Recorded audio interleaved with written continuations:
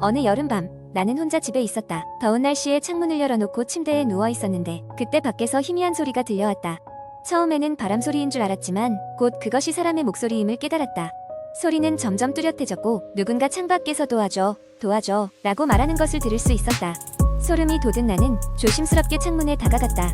밖을 내다보았지만 어둠 속에서는 아무것도 보이지 않았다. 그 순간 다시 한번 그 목소리가 들려왔고 이번에는 더 가까이에서 들리는 것 같았다. 그러던 중 나는 갑자기 문득 떠오른 기억이 있었다. 이 동네에서는 몇 년 전부터 밤마다 나타나는 귀신이 있다는 소문이 돌아다녔다. 그 귀신은 항상 도움을 요청하는 목소리로 사람들을 유인한다고 했다. 이 이야기를 들었을 때는 그저 웃어넘겼지만 지금의 상황은 매우 이상하고 섬뜩했다. 그날 이후로 밤마다 같은 소리가 들려왔다. 도와줘, 도와줘 하는 애절한 목소리는 점점 더 선명해졌고 나는 점점 불안해졌다. 혹시 진짜로 누군가 도움이 필요한 건 아닐까 하는 생각에 경찰에 전화해 보았지만 그들은 별다른 조치를 취할 수 없다고 했다. 그저 바람소리나 고양이가 낸 소리일 수도 있다는 대답뿐이었다. 며칠 후 나는 더 이상 이 소리를 무시할 수가 없었다. 그 소리는 이제 나의 귓가에까지 스며들어 잠을 깨웠다. 어느 날 밤 나는 결심을 하고 그 목소리의 출처를 찾아보았다. 손전등을 들고 싱글하우스의 뒷마당으로 나갔다. 어둠 속에서 그 목소리는 여전히 울려 퍼졌고 그 소리가 들려오는 방향으로 천천히 걸음을 옮겼다. 소리의 출처는 우리 집에서 그리 멀지 않은 오래전에 버려진 폐가였다. 문이 반쯤 열린 그 집에 가까이 다가가자 소리가 멈췄다. 순간 온몸에 소름이 돋고 가슴이 두근거리기 시작했다. 하지만 이미 이곳까지 온 이상 그냥 물러서고 싶지는 않았다. 나는 심호흡을 하고 문을 밀고 안으로 들어갔다. 폐가는 먼지와 거미줄로 가득했고 몇몇 가구들이 흐릿한 달빛 아래서 형태를 이루고 있었다. 갑자기 등 뒤에서 발소리가 들렸다. 심장이 멎는 것 같은 공포에 휩싸였지만 돌아보니 아무도 없었다. 그 순간 등골을 타고 차가운 기운이 올라오고 얼마 전 이곳에 오지 말라는 경고를 받은 것이 떠올랐다. 그리고 방 한켠에서 희미하게 빛나고 있는 무언가가 눈에 들어왔다. 가까이 다가가 보니 그것은 낡고 빛바랜 일기장이었다. 일기장에는 예전 이 집에 살았던 한 소녀의 이야기가 쓰여 있었다. 소녀는 부모에게 방치된 채불행한 삶을 살았고 어느 날 아버지의 폭력에 의해 생을 마감하게 되었다는 슬픈 이야기가 담겨 있었다. 그리고 그 마지막 페이지에는 도와줘라는 글자가 혈흔으로 쓰여 있었다. 그때 다시 한번 귓가에 도와줘 하는 소리가 들려왔다. 이번엔 바로 내 옆에서. 난 급히 그 장소를 떠났고 그날 밤 이후로 두 번 다시 그 목소리를 듣지 않게 되었다. 하지만 알 수 없는 죄책감이 가슴 한켠에 자리 잡았다. 그녀를 제대로 돕지 못했다는 미안함에 그리고 그 소녀의 한 많은 이야기는 태연히 내 기억 속에 남아있게 되었다. 두 번째 이야기, 어느 작은 시골 마을에 한 낡은 집이 있었다.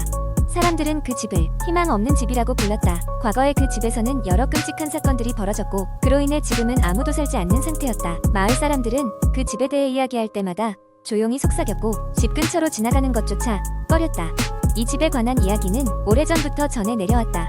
처음 그 집에 살았던 가족은 젊은 부부와 그들의 두 딸이었는데 그들은 다른 마을에서 이사왔다. 사람들이 이 가족에 대해 아는 것은 그들이 매우 친절하고 따뜻한 사람들이었다는 것뿐이었다. 하지만 어느 날 그 집에서 이상한 소문이 돌기 시작했다. 밤이 깊어지면 집 안에서 울음소리와 비명소리가 들려온다는 것이다. 처음에는 아무도 그 소문을 믿지 않았으나 시간이 지날수록 그 소리는 점점 더 사람들의 신경을 곤두세우게 만들었다. 마을의 젊은이 몇몇은 용기로 가득 차 집에 몰래 들어갔지만 그 후로는 그 누구도 다시는 그 집에 가까이 가지 않았다. 그들은 다 같이 무언가를 보았고 그 무언가가 그들의 정신을 뒤흔들리게 만들었다고 했다. 몇 달이 지나고 드디어 그 집에서 사는 가족에 대한 소식이 끊겼다. 마을 주민들은 집 앞에 있는 누편물이 쌓이는 것을 보고 의아해했지만 가족은 어디에서도 모습을 드러내지 않았다. 마을 사람들은 결국 경찰에 연락했고 경찰은 수사에 착수하기로 했다. 경찰이 출동한 날은 흐리고 무거운 공기가 가득한 날이었다. 집에 들어간 경찰들은 집 안팎을 수색했지만 가족을 찾을 수는 없었다. 대신 그들이 발견한 것은 이상하고도 공포스러운 광경이었다. 모든 물건은 그 자리를 지키고 있었고 마치 시간이 멈춘 듯한 느낌을 주었다. 식탁에는 마치 방금 전까지 누군가가 식사를 하다 멈춘 것 같은 식기가 놓여져 있었다.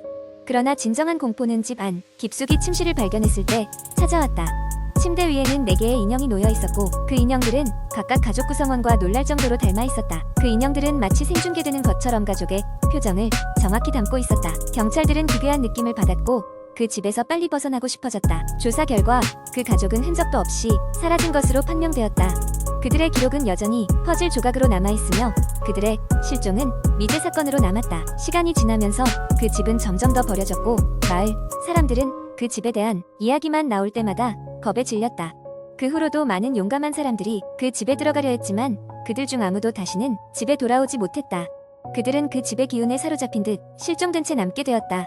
지금도 그 집은 폐허로 남아있지만 밤이면 여전히 불길한 소문이 들리고는 한다. 지나가는 바람 소리에도 울음과 비명 소리가 실려온다고 말하는 사람도 있다. 사람들은 여전히 그 집을 피하고 어떤 이는 그곳이 과거 가족의 혼령에 사로잡혀 있다고 믿고 있다.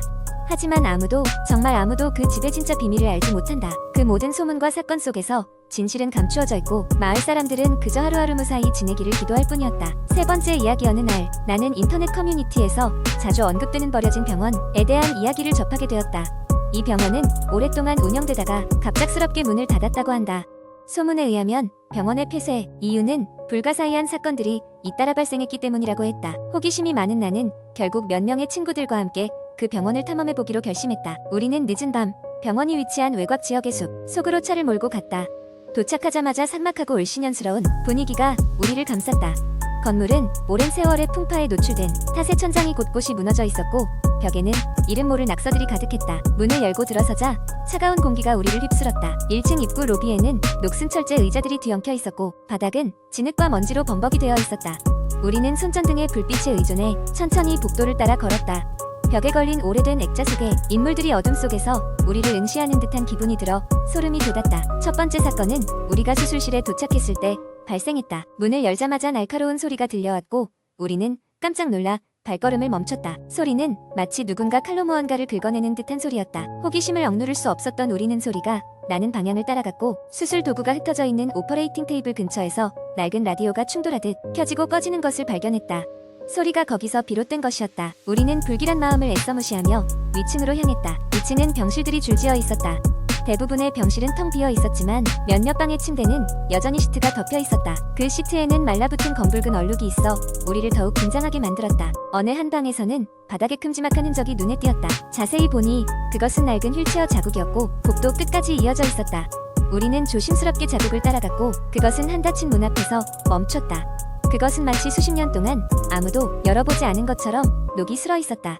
문고리를 돌려보았지만 문은 움직이지 않았다. 그 순간 문 너머에서 누군가 낮고 가늘게 휘파람을 부는 소리가 들려왔다. 우리는 서로를 바라보며 말을 잃었다.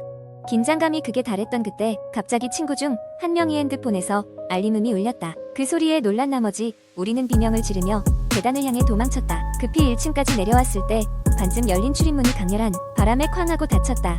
우리는 턱 밑까지 차오르는 공포를 견디며 다시 문을 열고 병원 밖으로 나왔다. 차에 도착했을 때 우리는 안도의 한숨을 내쉬었다. 하지만 그 안도감은 잠시뿐이었다.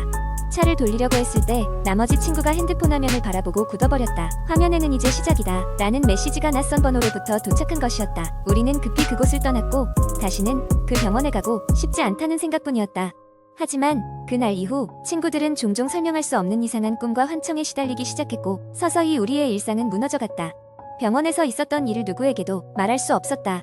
말하는 순간 모든 것이 현실이 될 것만 같은 두려움이 가슴 깊숙이 자리 잡았기 때문이다. 그리고 나는 이 글을 쓰고 있는 지금도 가끔 그 병원의 문이 열리는 소리를 듣곤 한다. 어디선가 낮고 가는 휘파람 소리가 들려오는 듯한 착각에 사로잡힌다. 나는 아무렇지 않으려고 애쓰지만 그 병원에서의 그날 밤의 기억은 나를 결코 놓아주지 않고 있는 것 같다. 네 번째 이야기. 어느 한겨울 밤 나는 친구들과 함께 작은 산촌 마을의 한 폐가를 방문하기로 했다. 인터넷에서 종종 들리던 그 집의 소문은 정말 기괴했다. 이 집에서는 종종 인기척이 없는 방에서 발소리가 나고 아무도 없는 마당에서 귀신의 모습이 보인다는 괴담이 떠돌았다.